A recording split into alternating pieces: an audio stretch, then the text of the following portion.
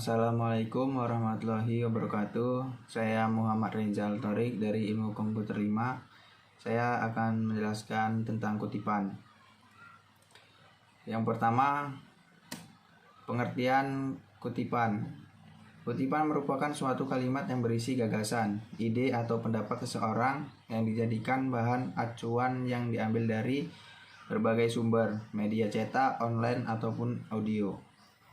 Kata kutipan berdasarkan KBBI atau Kamus Besar Bahasa Indonesia memiliki arti pengetahuan atau petikan. Menurut KBBI, mengutip diartikan sebagai mengambil perkataan atau kalimat dari buku baik fiksi atau non-fiksi.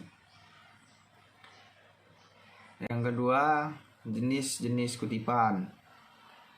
Yang pertama, kutipan langsung adalah pinjaman pendapat dengan mengambil secara lengkap kata demi kata, kalimat demi kalimat dari sumber teks asli.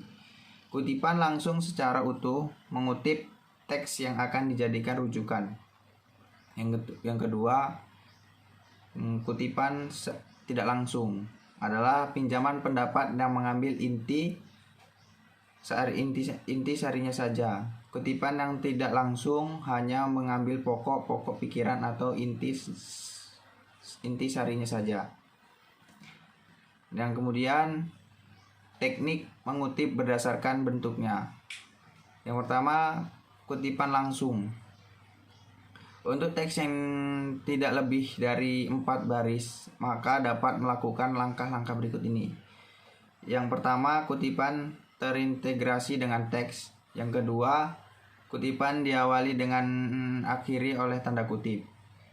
Yang ketiga, jika teks utama ditulis dengan 2 atau 1,5 spasi, maka kutipan pun ditulis 2 atau 1,5 spasi.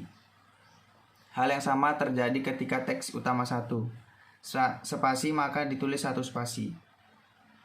Yang keempat, mencantumkan sumber referensi. Nah, untuk kutipan yang lebih dari 4 baris memiliki cara penulisan sebagai berikut. Yang pertama, kutipan dipisahkan dari teks utama.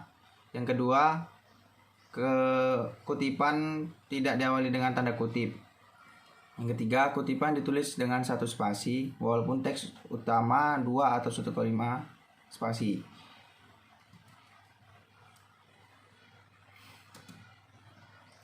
Yang kedua, kutipan tidak langsung. Karakteristik kutipan tidak langsung berbeda dengan kutipan langsung. Hal ini dapat dilihat dari teks penulisan yang sebagai berikut. Yang pertama, terintegrasi dengan teks utama. Yang kedua, teks diapit oleh tanda kutip. Yang ketiga, teks kutipan sesuai dengan teks utama. Yang keempat, mencantumkan sumber kutipan. Teks kutipan sesuai dengan teks utama. Jika 1 spasi, maka 1 spasi. Begitupun jika 1 koma atau 2 spasi. D. Teknik mengutip berdasarkan penulisan. Yang pertama, catatan dalam tubuh atau body note.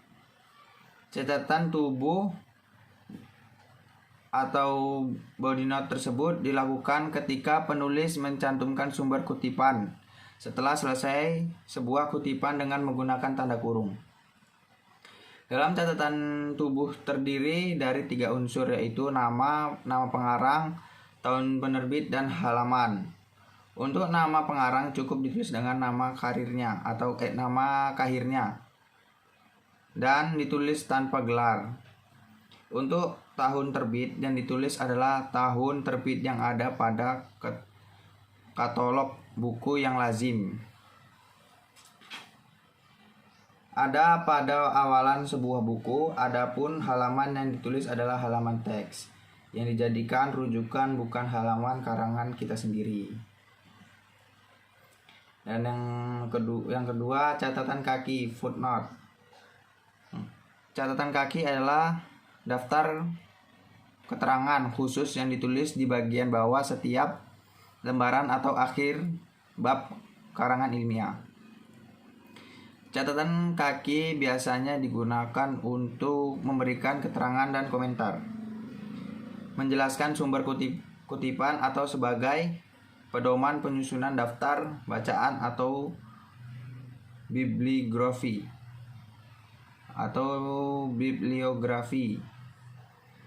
Catatan kaki dicantumkan sebagai pemenuhan kode etik yang berlaku, sebagai penghargaan terhadap karya orang lain. Sekian dari saya, lebih kurangnya saya mohon maaf. Saya akhiri, wabillahi taufiq wal hidayah. Wassalamualaikum warahmatullahi wabarakatuh.